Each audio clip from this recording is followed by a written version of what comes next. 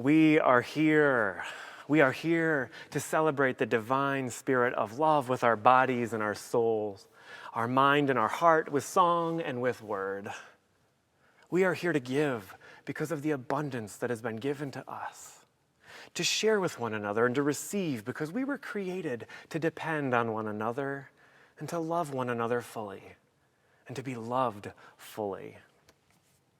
We are here to celebrate the differences that might otherwise divide us. Differences of age, differences of body, differences of culture, of opinion, of ability, of religious conviction, and spiritual intention. We are here to put things into perspective, to celebrate what matters, to laugh about everything we take too seriously, to cry about the things that truly touch our hearts. We are here to free our minds, to grow our souls, and to change our worlds.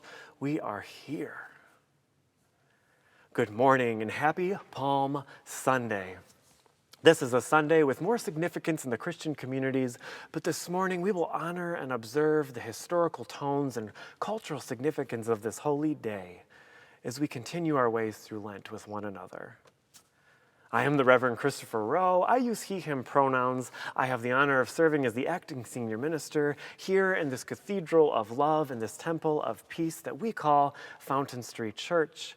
And it is my honor to welcome you to worship this morning.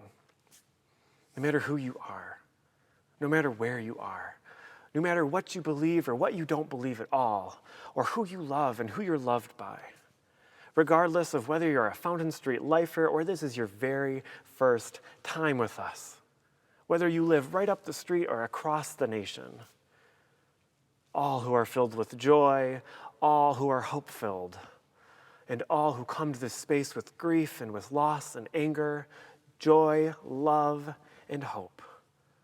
All of you, each of us, have a place here, and we are so glad you are with us this morning.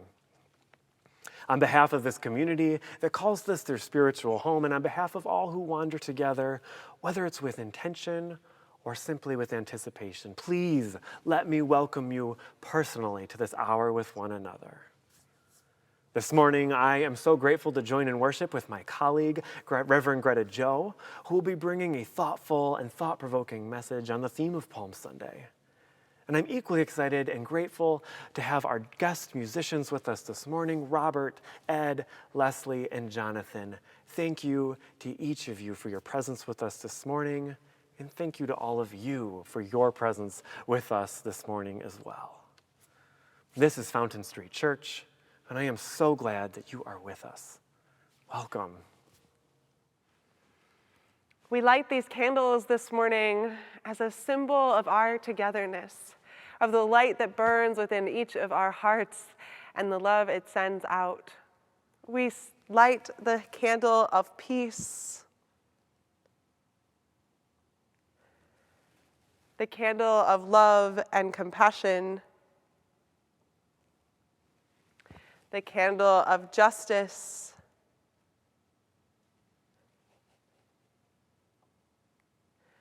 and the candle of community.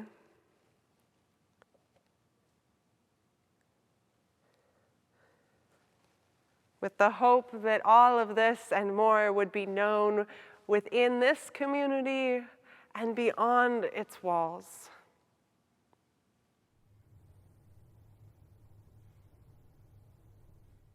Have I got a story for you? And it's a story that many of you might have heard before, or at least heard about before, though we don't often tell it here at Fountain Street Church. But it is told every year on this day that Christians have named Palm Sunday. Right now, in this very moment, all over the world, across every continent and across every denominational divide, Christians are sharing in the retelling of this harrowing and dramatic narrative. And it's complex, and it's complicated. It's filled to the brim with characters and power dynamics and history and deeper context and even deeper meaning. And regardless of whether you're a self-professed Christian or a proud secularist, there is something in this story for everyone. There is something that is offered to every last one of us, profound insight and radical revelation into the complexities of human nature and just how easy it is for us to put all that is good and all that we perceive as evil and allow it to live simultaneously and symmetrically within our hearts. And so this morning, before we hear from Reverend Greta Joe, I'm going to do my best to retell this story, Fountain Street safe, of course, with words that disarm our religious triggers and with contextualization that might bring it to contemporary relevance and give all of us, even as skeptics, something to reflect on this morning. So here it is. Once upon a time, there was a protest. There was a resistance. There was a cultural subversion because a young, radical man named Jesus and his disciples and those who celebrated his arrival were having a protest march into the city of Jerusalem. And their march into the city was a sign of the resistance movement. Some might even say that they were performing subversive street theater. And this young, radical Jesus, high atop a donkey, which we will get to later, was not the passive recipient of impromptu praise and adoration, as some Palm Sunday stories tell every year, but rather, Jesus' parade by donkey might be seen as a staged joke. It was an act of political theater. It was an anti-imperial demonstration designed to mock the obscene pomp and circumstance of Rome at the time. Now pause. For all of us contemporary folk, it's helpful to understand that there were actually two processions that entered Jerusalem on Palm Sunday. Jesus' was not the only triumphal entry, though that's the one we often talk about. You see, every year, the Roman governor of Judea, you know the type, just your typical insecure, fragile, easily threatened leader, propped up by the patriarchy kind of guy by the name of Pontius Pilate, would go into Jerusalem from his coastal home in the west, specifically to be present in Jerusalem for Passover. Ah, yes, Passover in Jerusalem, that Jewish festival that swelled the holy city's size from its 15,000 usual residents to 200,000 pilgrims. It's a little like when Art Prize comes to Grand Rapids, only with more culturally significant under and overtones. And yes, it served as a huge audience. And Pilate would come into town with all of his imperial majesty just to remind the Jewish pilgrims that it was Rome that was in charge. Sure, they could observe an ancient victory against Egypt if they truly wanted to, but rest assured, present-day resistance like the ancestors had experienced was futile because Rome was watching after all. And if you had been there, you might have experienced what biblical and cultural historians describe as Pontius Pilate's imperial procession that went something like this. A visual panoply of golden eagles mounted on poles, cavalry on horses, foot soldiers, leather armor, helmets, weapons, banners, sun glinting on metal and gold. The marching of feet, the creaking of leather, the clinking of bridles, the beating of drums, the swirling of dust, the eyes of silent onlookers, some curious, some awed, some resentful and angry. Another helpful sidebar, according to the Roman belief, the emperor was not simply the emperor of Rome. He was the Son of God. So for the empire's Jewish community, Pilate's procession was both a potent military threat and the embodiment of a rival theology. It was armed heresy coming into the holy city on horseback. This is the background against which we need to frame the Palm Sunday story, as we call it, because we all know that every good story is incomplete without a good backstory. It's clear to us that Jesus had planned and staged a counter-procession or a counter-protest or even a civil disobedience, if you will. This is, after all, a story about community organizing from the ultimate organizer himself. And about that donkey. Jesus knew he was going to enter into this city on the back of a donkey. Earlier in the story, he had already made arrangements to get one. So this was no coincidence. As Pilate clanged and crashed and charged his imperial way into Jerusalem from the west, Jesus approached from the east, looking ragtag, looking ridiculous, and looking absurd. His was the procession of the ridiculous, the powerless, and the explicitly vulnerable. What Christians today often call the triumphant entry into Jerusalem was actually an anti-imperial, anti-triumphal one.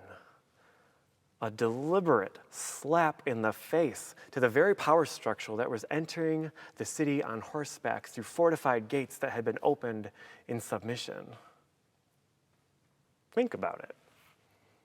Jesus rode the most unthreatening, most unmilitary mount imaginable. A female nursing donkey with her little colt trotting along beside her.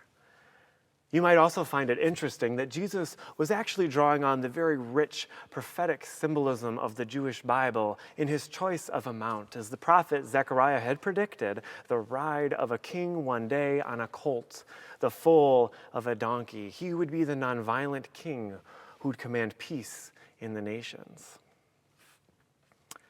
Now, something that history and the limited nature of the Bible leave out for us is just how much the crowds actually understood what was going on. Did they get the joke? Did they catch the subversive nature of their king's donkey ride? Were they in on the street theater? As the story goes, the crowds gathered and cheered, "Hosanna, Hosanna," and they waved palm fronds and laid palm branches in the streets, words of divine adoration and symbols of praise and for the royalty. But did they truly understand the protest of which they had become a part? It's very likely they did not. After all, they were not interested in or anticipating theater. They were ripe for revolution. They wanted and expected something world-altering, an ending to the story worthy of their worship and their fervor and their dusty cloaks on the road laid for a king. But instead, what they got was a parade of misfits. This silly little donkey ride. As the New Testament scholar N.T. Wright put it, what they got was a mismatch between their outsized expectations and God's small answer. But what the crowds did demonstrate is the punchline of today's story. It's the moral of the story, if you will. Without jumping too far ahead, we know where this story goes. We know that it was this young, subversive, radical resistor and political nightmare of a spiritual leader who would ultimately go to pay the price for his presence in the empire.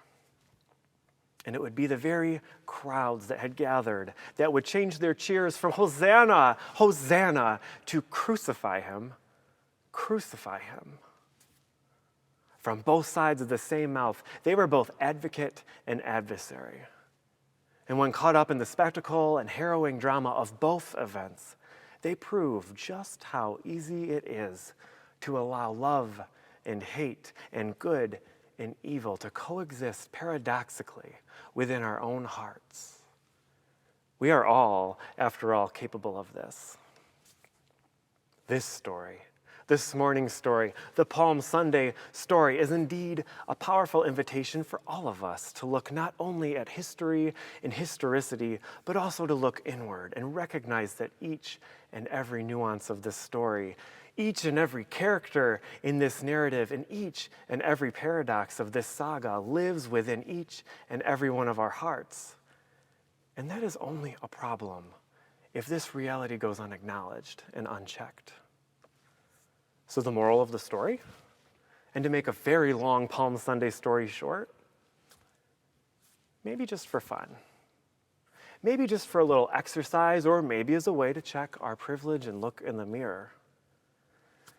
The next time we're at a parade, or a big rally, or heck, even a religious ceremony or worship at Fountain Street. Think to yourself for just a moment, what does the inverse of the empire I occupy look like? What is the subversive reality of the spaces I inhabit? And what other parades might be going down that have something to teach me about myself and my place in the universe? The end. Happy Palm Sunday.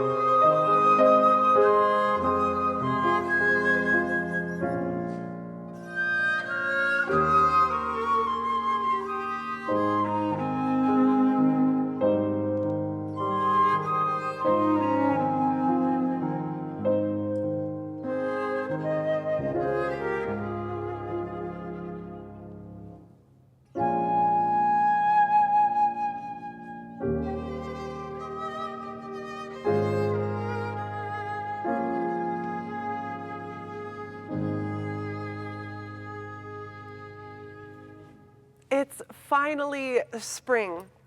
There's new life budding on the trees outside. Folks are making plans for summer with eagerness and excitement, and celebration seems to abound. This is certainly true within some of the world's major religious traditions.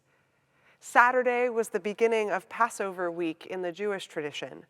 And this week, today specifically, kicks off a series of holy days that are seen by many as the highest and holiest of those within the Christian tradition, known as Holy Week. We have spent quite a bit of time this year talking about Lent and its lessons for us. But we would do Lent a disservice if we didn't honor the fact that it is leading up to something, that it is part of a bigger story, and that next chapter starts today with Palm Sunday. I grew up in a Protestant tradition that honored Lent and the Holy Week, but honestly, the week after Palm Sunday leading up to Easter was sort of uneventful. It was Monday to Wednesday, then there was Maundy, Thursday, which commemorated the Last Supper. The Last Supper is where the ritual of communion originates, and during which Jesus tells his disciples of the events that will follow in the coming days, and charges them to continue his work. Then there's Good Friday, or Holy Friday, which commemorates the crucifixion and death of Jesus. Despite its common name, it's not exactly a good or celebratory day, but rather a day of mourning, of reflection, and in many traditions, fasting. Holy Saturday or Black Saturday is again a day of burial and of mourning. And only once we've made it back around to Sunday again do we celebrate the arrival of Easter, of resurrection and new life. But we don't get to skip ahead. We don't get to jump ahead to the celebration that easily. So let's get back to the middle of the story, back to today, Palm Sunday. And whatever your religious leanings, whether the Bible is a sacred text or an untouched tome, if Jesus is a source of strength and renewal or a smart dude who said some good and wise things, I believe that Palm Sunday has lessons worth exploring even in 2021, even here at Fountain Street Church. Because it asks us to commit to that which is bigger than ourselves, to make a commitment to collective liberation, to collective action, no matter how ridiculous it might feel. Palm Sunday asks us to hold the duality of two competing parades, as they're usually called, and examine what form of power truly holds the capacity for lasting and impactful change. As Christopher led us through earlier, at this point in the biblical Gospels, when Palm Sunday occurs, Jesus is re-entering Jerusalem. But he's not the only one, and they're there for a specific reason. It's a relatively short part of the Gospels, honestly, but it does occur in all four, Matthew, Mark, Luke, and John. And there's another part that isn't as highlighted within the biblical text that Reverend Christopher alluded to. In their book, The Last Week, which looks at the historical and political context for the final chapters of Jesus' ministry on earth, political scholars John Dominic Crossan and Marcus Borg describe Pontius Pilate's grand entrance into Jerusalem. It's this piece of the story that gives that historical context to Jesus in Jerusalem. We must remember that it was an occupied city, that Roman soldiers stood guard around and kept a tight rein on activities and opinions within the city walls. Pontius Pilate was a governor of the Roman Empire, a bigwig, charged by the emperor with keeping control of a section of the empire that included Jerusalem. And Pontius Pilate also paraded into Jerusalem leading up to Passover as a reminder of who and what he stood for, a reminder of the empire's power, a reminder that they, the people, were being watched and were accountable to an unforgiving government. So around the same time, these two contradictory events were occurring. One was a military parade designed to display might, to instill fear and submission. I imagine that the crowds were probably silent or with hushed whispers and murmurs of concern. While the other parade, as we heard from Reverend Christopher, was a ruckus, led by a grassroots organizer. Unplanned, okay, maybe not so much, seemingly unorganized and maybe even a little unruly, all to celebrate a man with no title that the empire would recognize or grant authority. His titles were given by the people in reaction to his deeds and the impact of his words. Rather than fanciful banners and sparkling weapons, their path of this parade was laid with branches and leaves and the garments off of people's backs. The same city with two drastically different marches, two stunning examples of power made manifest in flesh. Pontius Pilate was displaying his power over, his power to control, to coerce, to confine. Jesus was marching and showing the power of the collective, the power of potential. Our modern language, the modern version of English that we share, has lost a crucial difference between those two things, those two forms of power. But it comes weighted with a burden of choice and of life or death consequences. In Latin, there are two words that over the years have both been translated simply as power: potentia and potestas. We'll get into it. I'm not even sure I'm pronouncing them right, to be honest. I'm not a Latin scholar, but in origin, they are not the same word, and they don't have the same meaning. They refer to power of a particular sort. I'll admit that I'm doing some intense oversimplification here for the purposes of this talk, but I invite you to engage in a bit of exegesis with me. Potestas means power over, power to control, the power to dictate, closer to what we think of as tyrannical or authoritarian power.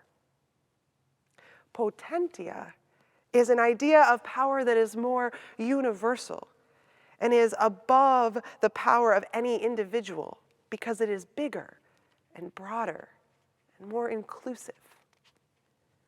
In theological circles, this is sometimes interpreted as the power of the collective, the power of the people, the power of embodied potential. I see these two types of power made manifest in the parades of Palm Sunday. And with them, a clear choice of moral, ethical, and spiritual alignment. And I think that that is the choice we are still being called to make today, as liberal religious individuals and as communities of togetherness.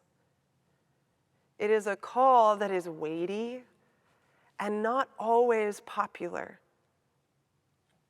A call to speak out against oppression and to work for collective realization of our interdependence. A call to live into our networks of mutuality, as the Reverend Dr. Martin Luther King puts it. Palm Sunday often brings to mind for me this excerpt from his letter from Birmingham jail. I first read it as a responsive reading, and I like that air of cooperation that it brings to his words. So I invite you to participate with me as a responsive reading. The words will be on the bottom of your screen, and I invite you to respond from wherever you are. We are caught in an inescapable network of mutuality, tied to a single garment of destiny. Injustice anywhere is a threat to justice everywhere.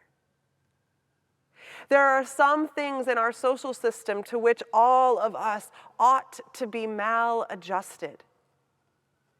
Hatred and bitterness can never cure the disease of fear. Only love can do that. We must evolve for all human conflict a method which rejects revenge, aggression, and retaliation. A foundation of such a method is love. Before it is too late, we must narrow the gaping chasm between our proclamations of peace and our lowly deeds, which precipitate and perpetuate war. One day, we must come to see that peace is not merely a distant goal that we seek, but a means by which we arrive at that goal. We must pursue peaceful ends through peaceful means. We shall hew out of a mountain of despair a stone of hope. The Reverend Dr. Martin Luther King calls for us to not just say, but to know that injustice anywhere is a threat to justice everywhere, and that these injustices are promoted and perpetuated not just by people in power, not just by people that we can easily identify as having potestas like Pontius Pilate, but by social systems that surround them, and by people like you and me, who passively, either from ignorance or inactivity, allow those systems to continue. MLK calls us to be maladjusted to power over, and to recognize that we are all tied up in a single garment of destiny. We are all wrapped up together in potentia.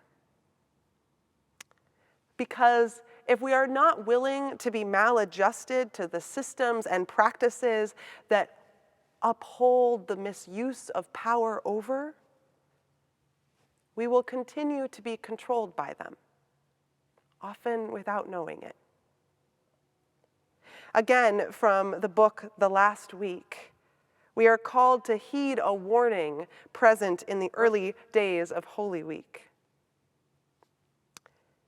It is important to realize that Jesus was killed by nothing unusual. As empires go, Rome was better than most. There was nothing exceptional or abnormal about it. This is simply the way domination systems behave. So common is this dynamic that it can also be called the normalcy of civilization. Good Friday was the result of the collision between the passion of Jesus and the normalcy of civilization. Good Friday, the crucifixion of Jesus, the death of a grassroots leader and revolutionary, was because of the collision between the passion of Jesus and the normalcy of civilization. So before Good Friday arrives, before that end, Palm Sunday asks us to examine what form of power truly holds the capacity for lasting change, and if we are willing to attend to it, to answer for ourselves and in our communities if we will participate in the normalcy of civilization, if we will look normal, act normal, to the detriment of passion and the amnesia of mutuality, or if we, as Christopher invited us in the story, are willing to look ridiculous for the cause of liberation. Are we willing to be ridiculous for the cause of liberation? Many in Jesus' time wanted things to change. They recognized that the Roman Empire treated them unfairly and controlled them by fear rather than justice. And so they were awaiting the arrival of a new ruler, a ruler who would overthrow the Roman government, someone who would come down and take down their military oppressors with force and might. But if we interpret the story of Jesus, who was mocked as King of the Jews, without the lens of divine salvation, Jesus wasn't coming to save them, at least not by his own power. Jesus offered a different kind of power. He came with no army or political rallying cry. He offered the power of connection, the power of community, the power of belonging, the salvation that is created by the collective commitment to liberation, no matter how strange it may seem. He did not ride in on a high horse full of political promises. He rode in with a mother and a child, with the lowly and the ridiculed, full of hope, full of love, and a belief that change was bigger than one person and more powerful as a community. And this offer, that offer that Jesus has, the offer of potentia, of connection, of power through community, is extended to us to this very day. Instead of the glamour of the obvious power of the military parade, it comes clothed in the garb of status quo. That's what Pontius Pilate looks like today. Looks like status quo, calling for us to be comfortable while decrying a new fabric we are trying to weave together. It has banners that says, "This is how we've always done it," a determined commitment to the rules. It marches around proclaiming niceness and comfort over justice and growth. Waves flags of complacency when prophetic voices call for change.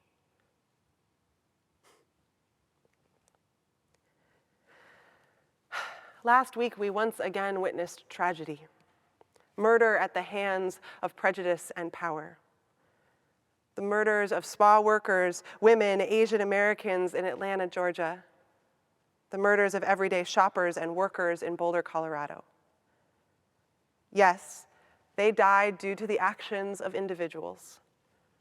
But they also died due to the ongoing march of white supremacy and patriarchy, the parade of oppression masquerading as protection, as normalcy. A parade that too many of us, too many in our world, are silently bearing witness to. And at the risk of taking the metaphor too far, that many of our communities and institutions build floats and march right alongside. So no matter what parade route we have been on so far, no matter what power has held over our lives up to this point, we can choose differently now. We can choose Palm Sunday for the very first time, or again, if we've lost our way. Because our collective coming together, that has the potential to truly uproot and remake the patterns that bind us. It is not in the flexing of military might that will bring justice to the everyday. Not the rules on the books that will already save us, they are what got us here. It is the chorus of palms laid at the feet of justice as it quietly, prophetically, and with a hint of a joke comes to town.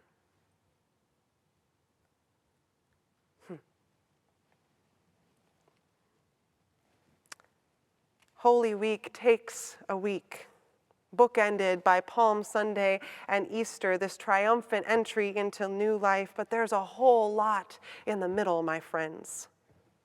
It takes a lot of commitment to get to that collective power, that commitment to liberation, to the point where it is actually realized and made real and reborn in our world.